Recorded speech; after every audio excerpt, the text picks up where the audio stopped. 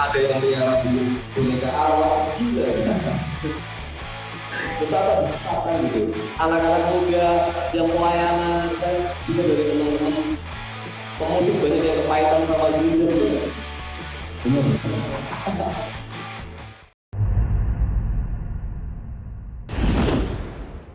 Strategi memang yang sudah dirancang oleh global, bagaimana orang akan lebih mencintai sesuatu yang sifatnya gadget, digital dan lain sebagainya, sifat pekerja dan sebagainya, lebih daripada mencintai firman Tuhan. Yes. Artinya apa? Dunia ini memang sedang dirancang untuk membuat kekristenannya menjadi ringan, menjadi fake akhirnya.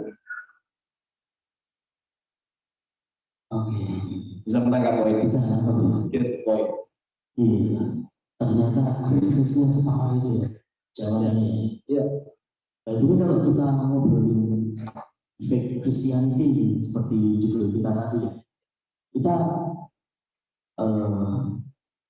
bisa cek nggak sih kriteria di Alkitab tuh ada nggak sih untuk fake Christianity sendiri? Karena kan kalau di Daniel tadi ya, Daniel tadi kan bahkan apa namanya di surga pun juga punya standar, punya apa ya, kapability untuk anak-anaknya ini minimal ini. Kayak idealisnya tuh ada idealisnya. Nah, fake Christianity ini gimana sih? Ada kriterianya nggak untuk zaman ini yang benar-benar kita apa ya? Benar-benar kita bisa lihat sikonnya di jalan ini. Saya mau menunjukkan beberapa kriteria yang mungkin jadi problem kita. Ya. Dan kalau ini ada, sikap terbaik adalah kita belajar untuk jujur mengakui, oh ya itu aku harus beres dengan hal itu. Nah, coba kita cek ya, beberapa hal. Yang pertama, saya sebut sebagai yang masuk kriteria sebagai fake Christianity adalah Kristen yang terlalu muda. Kristen yang terlalu muda. Kita buka ya, 2 Tawaran 13 ayat 6 sampai 7. Ini adalah ditulis mengenai Raja Abia. Nah, Raja Abia ini raja yang kesekian ya daripada umat Israel. Dia akhirnya menyinggung soal raja sebelumnya, yaitu adalah anaknya Salomo. Nah, kita lihat apa yang dikatakan dia. Tetapi Yerobeam bin Nebat, hamba Salomo bin Daud, telah bangkit memberontak melawan tuannya. Nah, tuannya ini siapa? Rehabiam.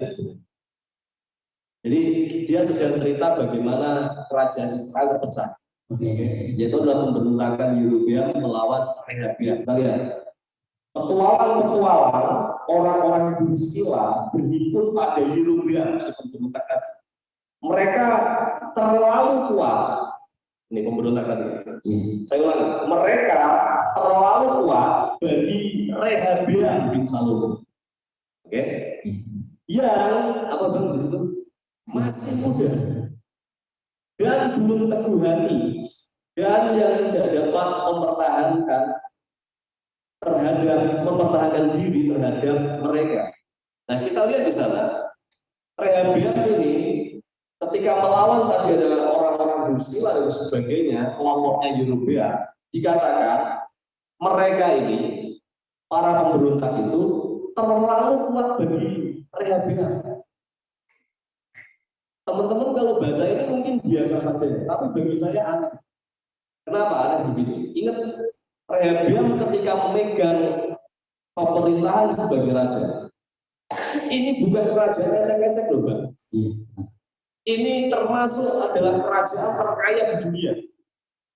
Loh iya dong, Salomo kan? Salomo. Dia adalah orang terkaya di dunia zaman itu kan. Diwariskan ke anaknya dan dia pewaris tunggal langsung ke dia. Otomatis ini kerajaan terkaya di dunia dong. Nah, dia raja terkaya di dunia, kelawan orang-orang bersila bangsanya sendiri. Cuma segelintir orang, udah nggak mampu.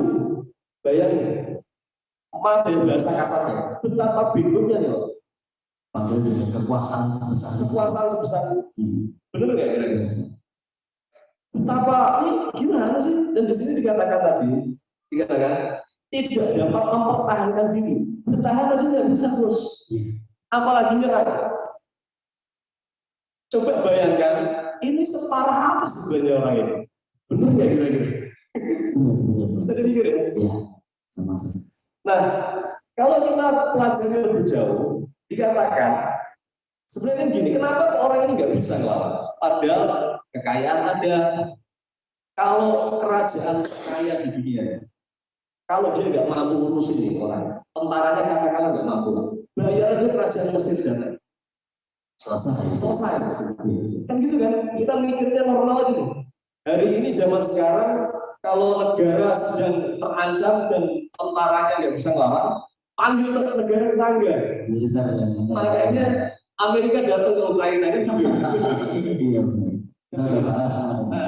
Kita nanti bahas itu lah. Nah, jadi ini kacau nih orang. Kenapa sampai nggak bisa berpikir apapun, mempertahankan diri nggak bisa, benar kan? Ya. Saya kasih tahu, Alkitab sudah jelas dikatakan. Jadi kita ulangi ayat yang ke-7 itu. Mereka terlalu kuat bagi Rehabeam bin Salomo yang apa? Masih muda. Masalah Rehabeam itu bukan karena dia nggak pintar, bukan karena dia kurang duit. Saya yakin dia juga punya banyak nasihat sebenarnya. Masalahnya adalah dia terlalu muda, terlalu muda. Nah, saya mau bilang begini sih. Ini bukan soal kita ngomong anak muda yang usianya terlalu muda, tidak. Yang saya bilang soal fake Christianity yang bisa membunuh kita yang pertama. Ini soal mentalitas terlalu muda. Jadi ini bukan soal usia Anda yang terlalu muda, tidak. Tapi mentalitas terlalu muda. Rehabeam saya bilang, semuda apapun dia, mestinya kalau mentalnya tidak terlalu muda, dia tetap bisa. Seperti saya bilang tadi, dia punya penasehat. Dia tinggal dari setiap beberapa nasihat mereka, eksekusi aja mana yang bisa dikerjakan. Dia terlalu muda, mentalitas. Nah, maksudnya apa sih di sini? Begini loh, kawan-kawan.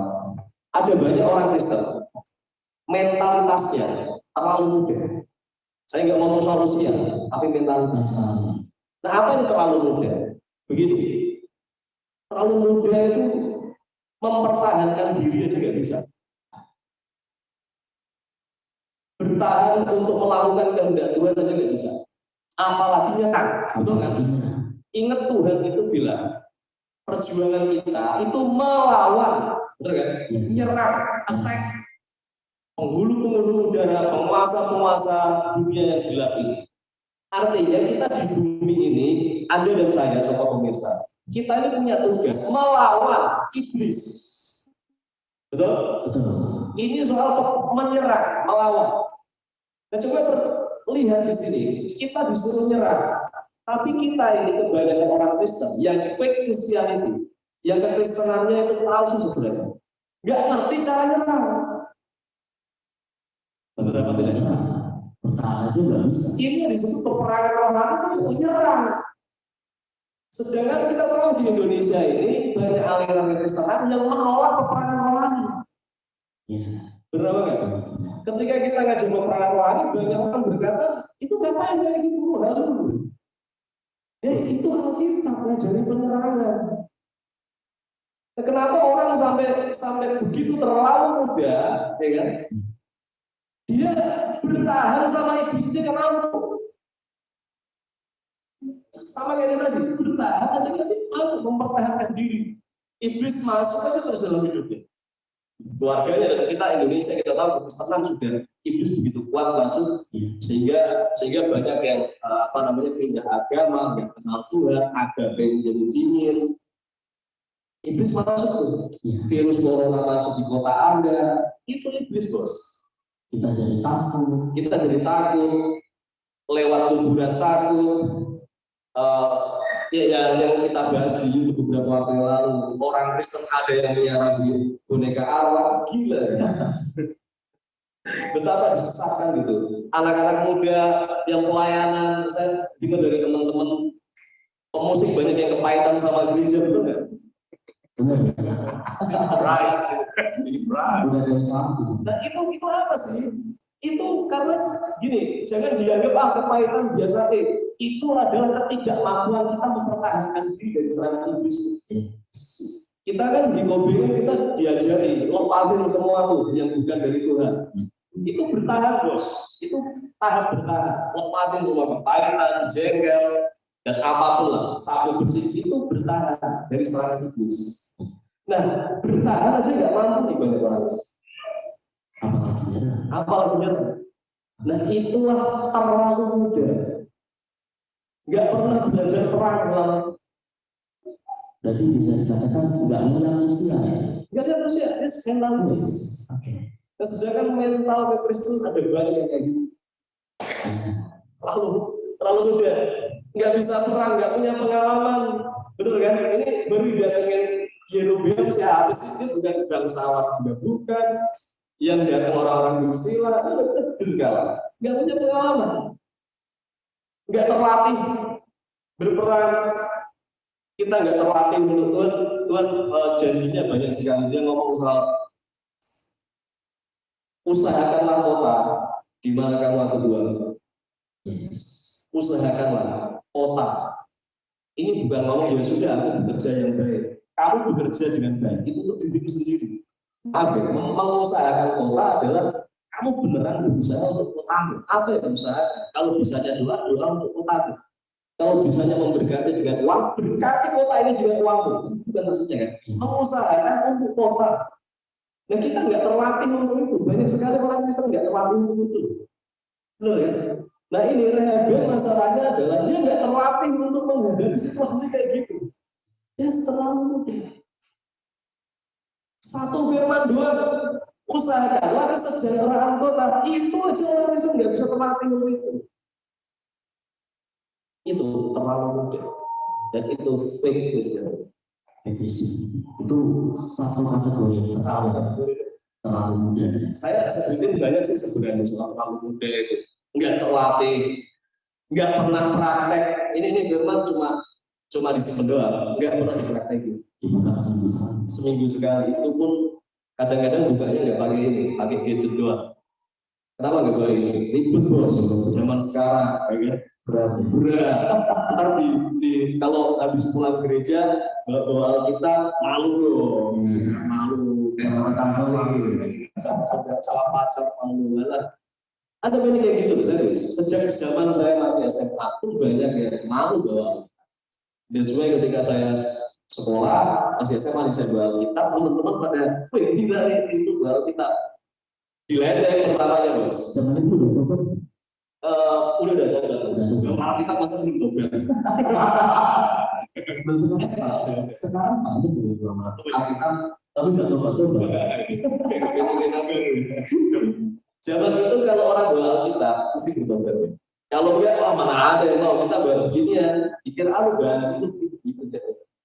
Jadi saya bawa kitab karena saya bertobat, saya bawa kitab, teman-teman ngeledek.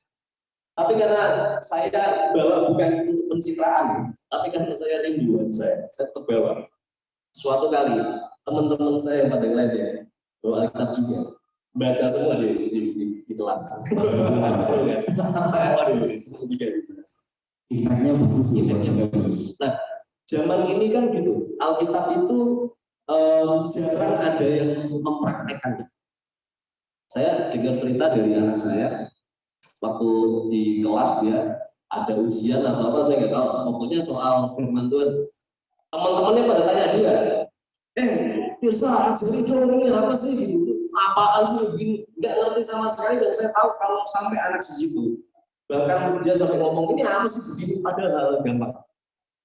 Itu saya bisa bayangkan bagaimana di rumahnya keluarga nggak pernah perhatiin firman Tuhan, nggak pernah jadi tamu, yang pernah jadi tamu.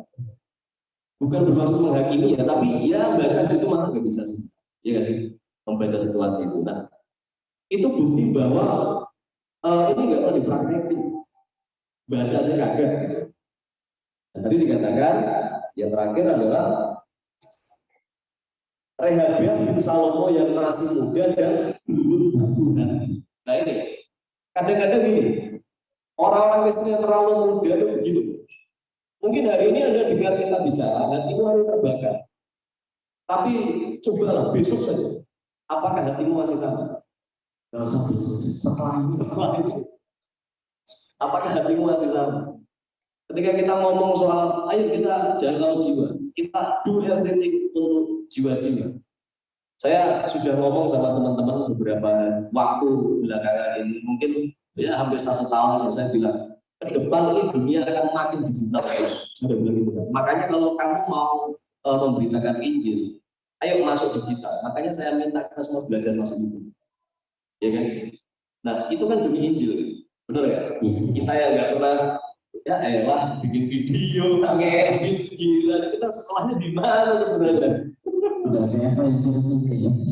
Belajar bikin episode segala macam. Ini kan kenapa kita lakukan ini? Karena kita coba mau menerapkan beritakanlah firman Tuhan, ya kan? Yes. Jadikanlah semua bangsa muridku di zaman ini. Nah, gereja kan nggak banyak yang melek matanya bahwa kita harus bicara di media online sekarang. Nah, saya bilang untuk satu hal itu doang katakanlah, untuk mempraktekkan satu ini. Berapa banyak kita yang punya keteguhan hati? Mungkin hari ini ketika Anda dengar, Anda punya keteguhan hati, oh iya, aku mau mulai Injil. Tapi coba tunggu berapa lama sih keteguhan itu sungguh. Ketika kita nggak punya keteguhan hati, sering berpindah-pindah perasaan kita soal ikut Tuhan, itu tanda Anda terlalu muda. Jadi introspeksi diri, ya, terlalu muda. Nggak bisa, Rehabeam ini nggak bisa, nggak paham-paham juga, rebut jiwa nggak bisa, bikin usaha baru nggak bisa. Anak-anak Tuhan kan banyak yang begitu loh, Bang. Ya kan? Jadi bos nggak bisa, jadi karyawan juga bikin kesel bos kan. Jadi apa dong? Banyak janji Tuhan akhirnya nggak terjadi karena kita terlalu muda, nggak bisa. Cara Rehabeam sama seperti itu, dia nggak bisa. Uang segitu banyak habis. Ingat kalau kita ini terlalu muda, jangan minta diberkati Tuhan. Habis mas, serius, pasti habis. Terlalu muda, itu masalah. That's fake Christianity. Itu fake Christianity yang pertama. Ya, mau lagi? Lagi. Ada ya. Yang kedua, kita buka Hakim-Hakim 5 ayat 12. Teman-teman masih bisa ngerti ya? Saya masih bisa. Bangunlah Deborah, bangunlah. Nyanyikanlah suatu nyanyian, bangkitlah barang, dan dirilah tawananmu, hai anak Abinoam. Lalu turunlah para bangsawan yang terluput, umat Tuhan turun baginya sebagai pahlawan. Dari suku Efraim mereka datang ke lembah, mengikuti engkau ya suku Benyamin dengan laskarmu. Jadi ini panggilan untuk perang sebenarnya. Jadi Efraim juga turun, kemudian dari suku Makir turunlah para panglima, Makir nyumbang panglimanya, dan dari suku Zebulon orang-orang membawa tongkat penerang. Zebulon juga ikut. Juga para pemimpin dari suku Isakar menyertai Deborah. Isakar ikut juga, dan seperti Isakar demikianlah Naftali menyertai Barak. Ya, ada banyak suku yang masuk ya. Kemudian kita lihat mereka menyusul dia dan menyerbu masuk lembah. Nah, coba lihat, tetapi berarti ini kan kontras. Tetapi pihak pasukan suku Ruben ada banyak pertimbangan. Mengapa engkau tinggal duduk di antara kandang-kandang sambil mendengarkan seruling pemimpin kawanan? Di pihak pasukan suku Ruben ada banyak pertimbangan. Anda lihat di sini, Bang. Ketika Deborah dan Barak maju berperang, beberapa suku sudah ikut semuanya, join semuanya. Tapi suku Ruben, kalimat di sini bagus. Dia nggak cuma bilang nggak ikut, tapi dikasih tahu alasannya. Alasan kenapa dia nggak ikut? Kenapa dia nggak ikut? Karena dia banyak pertimbangan. Sisi timbang-timbang. Untung nggak ya? Untung nggak ya? Aku mampu nggak ya? Bisa nggak ya? Berangkat nggak ya? Kira-kira gimana ya? Bijaksana nggak ya? Kayaknya nggak bijak begini. Pokoknya pertimbangan terus, ujungnya nggak ngapa-ngapain. Yang lain perang, dia masih niup seruling. Dia masih menjaga kawanan kambing dombanya dia.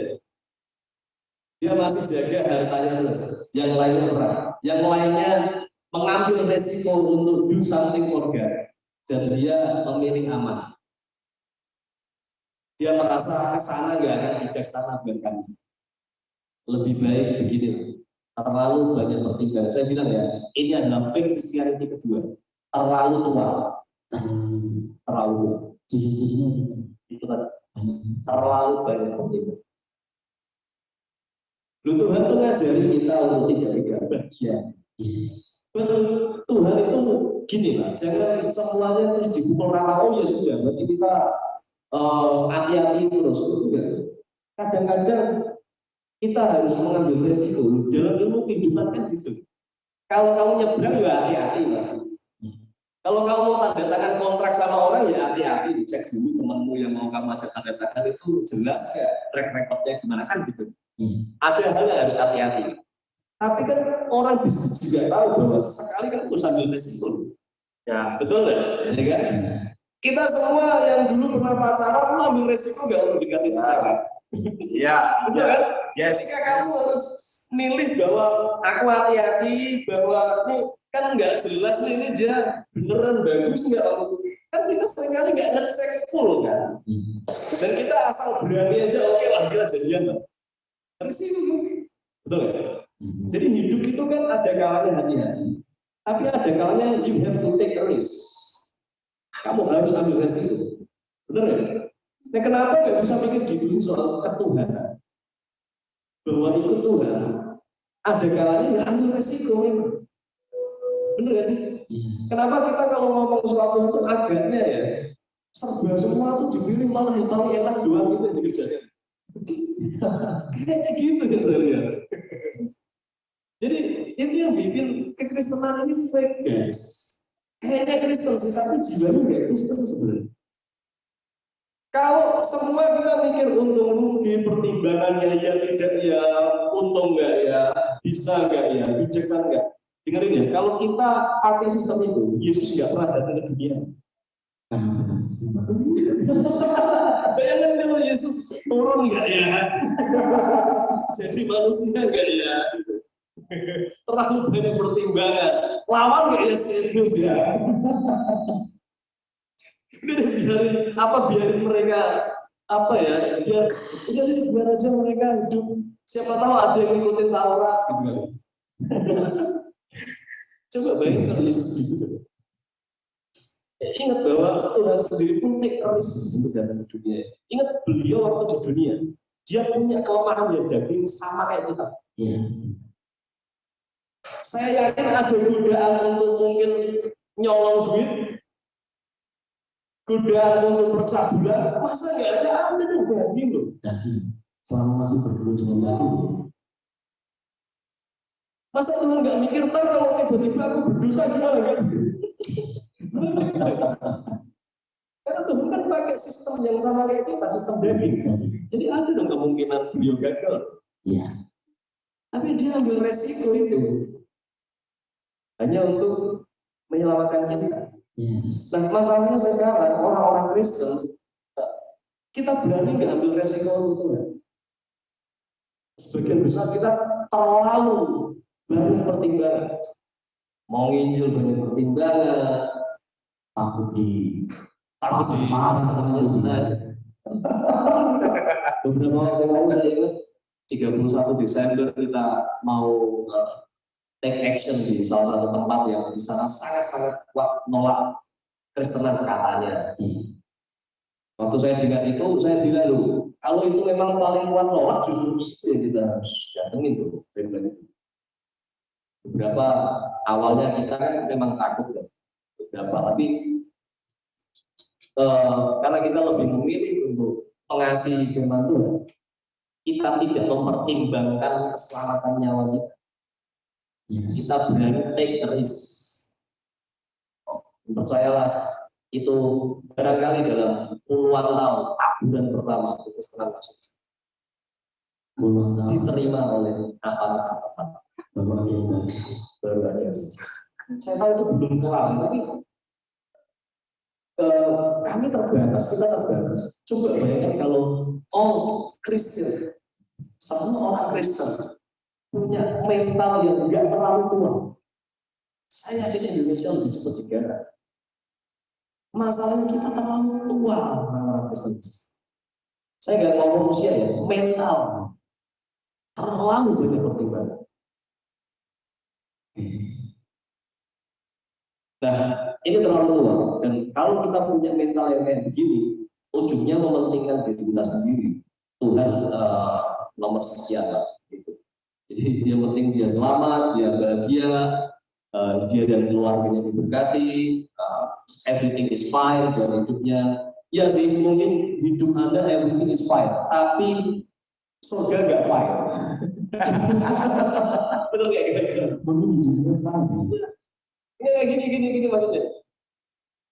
Bayangkan kalau semua orang Kristen di dunia mencari sesuatu yang fine untuk diri mereka sendiri semua, untuk keluarganya semua. Yang penting kami aman, nggak ada yang ganggu, nggak ada suara-suara apa, nggak ada beban yang terlalu berat. Yang penting saya nyari uang, dapat uang dan selesai, keluarga saya bahagia. Coba kalau semua Kristen kayak gitu, kira-kira ada penambahan jiwa nggak bisa? Nggak ada kan? Itu yang saya maksud. Surga nggak fine. Surga nggak fine. Kalau Anda mau lihat surga fine, ini perlu orang-orang yang berani take the risk, ambil resiko. Gitu terlalu dua. Masih mau lanjut kan? Mungkin dikata banyak pertimbangan ini ya, apa namanya, bijaksana mungkin ya, bijaksana, banyak menimbang, kita hati-hati. Tapi di satu titik ketika kita hati-hati juga untuk ngerjain harusnya kita kerjain buat Tuhan, kita jadi nggak apa-apa. Benar sih? Ya, saya harap nanti cukup waktunya bahwa kita sampai di zamannya. Ini zaman gila. Ini zaman yang berbeda. Kalau kita tidak punya cara pandang dan pemahaman iman yang berbeda juga, kita akan ikut arus dunia ini. Dunia yang dibenci oleh Tuhan. Tuhan kan bilang, janganlah kamu serupa dengan dunia ini. Maksud saya dunia ini. Nah, itu. Jadi kita mesti punya iman yang berbeda, cara berpikir yang berbeda, standar iman yang berbeda, pemahaman akan Tuhan yang berbeda. Kalau enggak, pasti ikut dunia ini. Gitu. Oke. Ini yang kedua ya. Yang kedua, terlalu tua. Ada kekristenan yang terlalu muda. Ya. Yang dia untuk bertahan itu nggak bisa. Terlalu rapuh ya. Ada juga kekristenan yang terlalu tua. Dia banyak menimbang. Nggak apa-apa yang ujung-ujungnya. Ya. Dan ada yang ketiga. Nah, kita ngomong yang ketiga. Ini jangan dikira ini terlalu baik kali ini. Yang ini istilahnya apa? Istilahnya adalah terlalu gemuk. Waduh. Lihat di sini ya. Langsung bisa ya. Sekali lagi ini bukan soal fisik. Kalau tadi kita ngomong usia bukan soal usia, tapi soal mentality. Nah kali ini terlalu gemuk pun itu soal mentalitas juga. Kita buka ya satu ayat, 1 Samuel 2 ayat 29. Mengapa engkau memandang dengan loba kepada korban sembelihanku dan korban saksianku yang telah kuperintahkan, dan mengapa engkau menghormati anak-anakku lebih daripadaku, sambil kamu menggemukkan dirimu dengan bagian yang terbaik dari setiap korban sajian umatku Israel. Ini Imam Eli adalah imam yang badannya gemuk, saudara. Dia imam dari bait suci, artinya dia adalah imam besar, ya kan?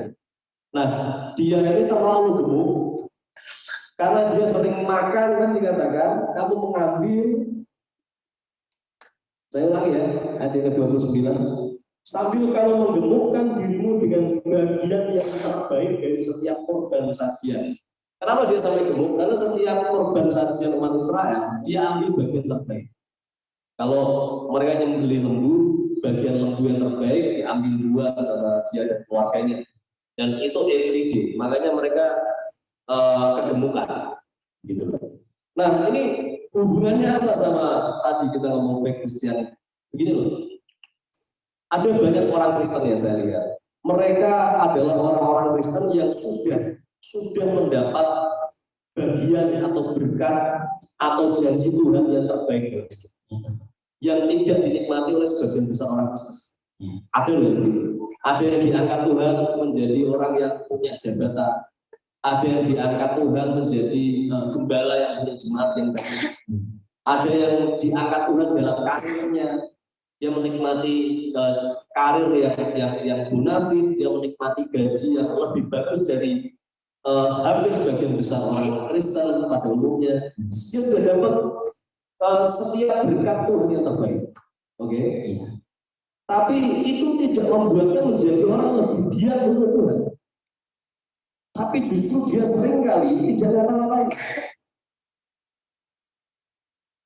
Imam Eli lihat anaknya dosa, dia nggak berani tegur. Nggak berani tegur. Di sini tadi dikatakan malah dia lebih menghormati anak-anaknya karena terlalu takut tadi sama anaknya. Di mata Tuhan, berarti kamu lebih menghormati mereka daripada aku. Nggak berani tegur. Tidak berani menjadi orang yang berdiri di hadapan Tuhan untuk meluruskan jalan itu. Sekalipun sudah dapat berkat yang terbaik. This is fake Christianity. Anda itu diberkati itu jadi berkat. Kalau Tuhan memberkati Anda itu tujuannya adalah supaya kamu makin memperlebar kerajaan surga, dan itu bukan cuma masalah, guys. Betul kan? Apakah Tuhan memberkatimu dengan berkata, lalu dia berkata, jadikanlah semua bangsa muridku? Apakah itu cuma khayalan sih? Seringkali orang mikir, ya kan saya kan nyumbang di gereja, apa cuma gitu doang saudara? Selesai di situ. Ingat ya, Tuhan memberkati itu jauh lebih bagus daripada yang lain. Kamu sudah dapat bagian yang terbaik. Kamu sudah terlalu gemuk, karena terlalu gemuk berkat sehingga kamu tidak mau terjun lagi di dunia bawah. Terlalu nyaman bisa sampai itu orang yang terlalu gemuk itu sudah nyaman dengan nggak ngapa-ngapainnya. Mau berangkat males, mau berjuang lebih lagi, kayaknya saya sih. Alright. Dan saya bilang ini bukan soal harta. Saya juga melihat ada banyak orang Kristen sudah mendapat berkat yang terbaik dalam arti apa? Dapat firman yang terbaik. Firman yang terbaik. Ya, hari ini kalau Anda dengerin High Empowering, Anda tidak sedang makan firman Tuhan, sudah. Anda sedang dapat firman, mungkin salah satu bagian firman yang terbaik sedang Anda sedang nikmati di High Empowering dan juga mungkin di Online Empowering selama ini. You get the best word of God. Yes. Saya beri jamin. Saya pun memberi gak asal-asalan. Saya beri yang terbaik. Bro Oka pernah jadi orang yang menulis materi saya. Mesti gak, Mas? Mesti. Baca nulis doang. Mesti. Saya mencoba beri yang terbaik dan saya tahu itu terbaik. Bukan cuma saya, tapi maksud saya adalah kita banyak sekali dengan mudah dapat firman yang terbaik. Lu mau dengerin khotbahnya siapa? Piring Natoba, Gilbert, Iin Cipto, J.V. Rahmat. Semua orang-orang yang terbaik bisa Anda dengerin. Berapa banyak orang bisa dengerin itu? Mereka sedang dapat firman yang terbaik. Pertanyaannya adalah, lu ngapain? Terlalu gemuk. Makan doang bisa bebas. And we do nothing. Kita banyak ngerti, tapi nggak ngapa-ngapain. Banyak ngerti, nggak ngapa-ngapain. Itu terlalu. Kita tidak dapat bagian terbaik. Yes. Tapi kita nggak ngapa-ngapain. Itu masalah. Saya berkata, that's very Christian. Bayangin begitu. Memang Yesus sudah tidak ada di dunia ini sebagai manusia. Tapi bayangin kita semua, termasuk teman yang ikut Yesus pelayanan. Kita kan dapat firman yang terbaik. Sumbernya langsung Tuhan Yesus. Setelah dapat firman, bayangin kita ini termasuk di antara 12 muridnya Yesus. Jadi ada 12 murid, kita yang kesekian. Ini yang ke-13, 14, 15. Setelah Yesus pergi, yang 12 melakukan sesuatu, kita nggak ngapa-ngapain. Kira-kira Yesus gimana? Gimana sih? Udah tak aja, ini 3,5 tahun. Dengar hal yang sama, lihat praktek. Every day sama aku, kamu dengar firman yang terbaik. 12 lainnya gerak, ini ngapain? Terlalu benar. Bayangin kalau kita seperti itu. Untungnya muridnya zaman itu juga gitu. Kecuali Yudas Iskariot. Coba kalau ada yang gitu, Yesus kayaknya habis dari surga turun lagi dulu ngapain dulu? Ditanyain langsung, bagaimana sih? Perlu saya datang ke dunia ini lagi? Jadi Indonesia. Maksud saya lihat ada bahasa terlalu gemuk. Saya menyaksikan banyak orang begitu. Ada banyak orang yang senang sekali memuaskan pengetahuan akan firman tentunya. Hidurati. Saya mau bilang ya, saya suka dengan orang yang mengejar pengetahuan. Ya daripada pengetahuan yang lain ya nggak benar kan. Pengetahuan akan firman itu bagus. Tapi please kalau Anda ngerti banyak, Anda juga harus ngerti bahwa kamu pun dituntut banyak loh. Semakin banyak nanti, semakin banyak tahu, semakin banyak dituntut. Karena ya itu ada ayatnya loh. Semakin banyak tahu kita dituntut sedemikian. Nah, jadi ayolah kawan-kawan, Anda yang sudah ikut high empowering. Kenapa kita ubah namanya di high empowering? Karena ini yang kita sampaikan di materi online kita ini bukan yang ecek-ecek. Ini kelasnya tinggi. Kita sedang menyajikan firman yang the best buat Anda yang muda. Nah, kita harap, ayolah jangan cuma hanya sekedar Anda duduk mendengarkan, Anda berkata, oh bagus ya tadi khotbahnya, saya terberkati. Saya nggak butuh Anda terberkati. Yang saya butuhkan adalah surga mesti tambah value-nya. Saya nggak peduli lah, habis ini Anda bilang khotbahnya emosional. I don't care, serius I don't care. Saya nggak peduli. Yang saya pedulikan adalah mau nggak Anda ikut sama kita menjadi pelaku. Kalau Anda dapat makanan yang terbaik, habis itu ayo dong olahraga bareng sama kita, perang bareng biar Anda sehat. Nggak terlalu gemuk. Iya, jangan gemukkan dirimu, rohmu dengan pengetahuan yang terbaik, berkat yang terbaik. Anda merasa terberkati ikut seminarnya A, B, C, D, kamu dapat firman yang terbaik. Lihat sih, ngapain begitu?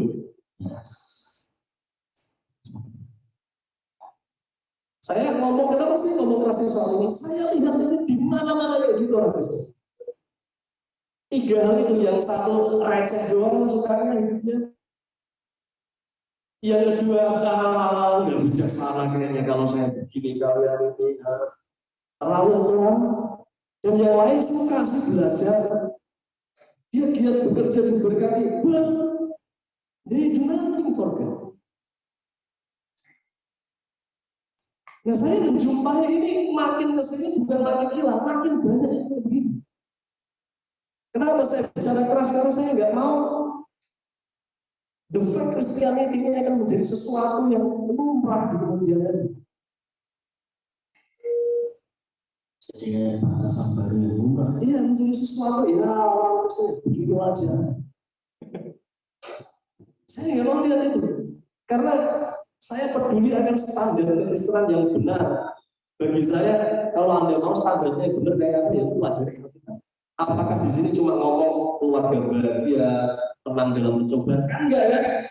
Ini ngomong banyak banget tuh. Setep dulu hidup. Nah itu dia. Jadi saya yakin standar kekristenan itulah yang perlu kita cari tahu. Dan nggak cuma dicari tahu. Kita bukan satu ayat. Ini ayat kesukaan saya waktu saya kuliah, waktu saya mencari buat Esra, masih ingat. Esra 7 ayat 10. Sebab Esra telah bertekad untuk meneliti firman Tuhan. Siapa yang senang meneliti firman, ada termasuk sudah masuk golongan Esra kategori yang pertama. Meneliti firman Tuhan. Anda yang ikut Hikmah, saya anggap Anda termasuk orang yang ya sudah nyerempet di sini lah. Meneliti firman Tuhan. Tapi lihat, setelah dia meneliti dan melakukannya. Baru setelah itu mengajar, baru diajarkan. Nah, nggak banyak orang yang seperti ini.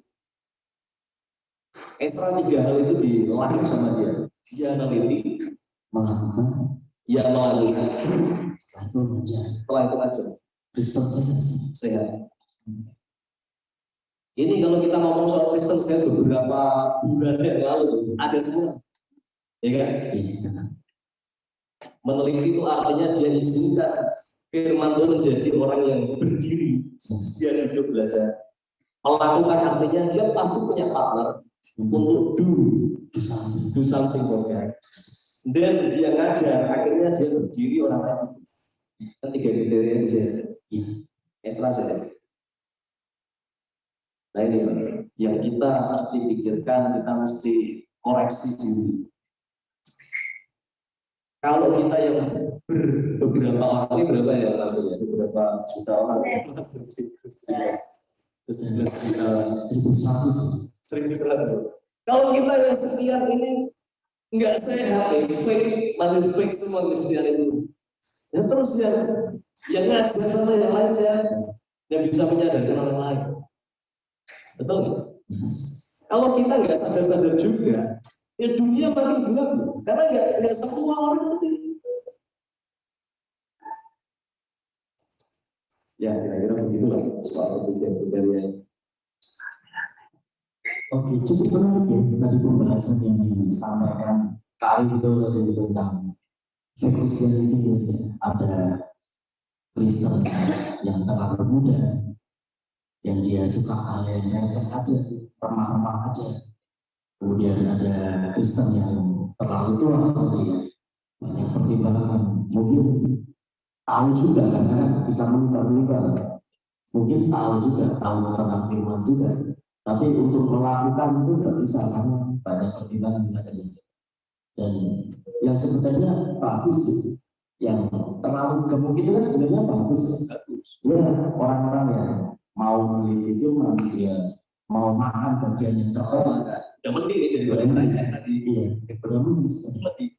Cuman ya sampai makan aja, nggak pernah mau untuk melakukan, tahu sesuatu itu nggak pernah dikerjakan. Makanya gemuk. Kalau saya boleh tambahkan tentang ketiga, yang terlalu gemuk itu dia mungkin tahu sesuatu, kemudian dia juga lakukan. Mungkin dia langsung berkata, saya lakukan sesuatu. Tapi gini loh, kamu melakukan sesuatu itu untuk siapa? Benarkah semata-mata ini adalah kepentingannya surga dan kamu kadang-kadang harus ambil resiko yang sama sekali tidak menguntungin bantu, tapi buat surga untung. Atau kamu lakukan firman itu yang ada kaitannya untuk menguntungkan kamu. Itu benar. Benar nggak? Nah kalau yang sesuatu yang kamu lakukan itu ujung-ujungnya adalah supaya untuk Anda sendiri more blessing, lebih diberkati dan sebagainya, itu juga sama. Kamu sedang melakukan bagian yang terbaik dan kamu belum melakukan sesuatu untuk surga. Begitu? Nggak kelihatan tipis itu. Nah yang itu sering banyak kali di situ. Nah gitu kira-kira. Oke. Berarti kita sampai di sini fake Christianity. Berarti kalau ada fake, next time kita mungkin ngobrol juga tentang yang true. Ya boleh lah. kita akan bicarakan mestinya kita gimana sih di zaman ini. Yes. Jadi orang mestinya gimana? Mungkin di next time Oke. Oke. Karena untuk ngobrol 3 hari ini itu panjang. Aja ya. Terima kasih buat teman yang udah datang di Icon Power Podcast konsep baru, ngobrol firman juga, ngobrol disampaikan firman juga, tapi kualitasnya keras, Yang terbaik. terbaik. Makanan yang terbaik. Tinggal di sini melakukan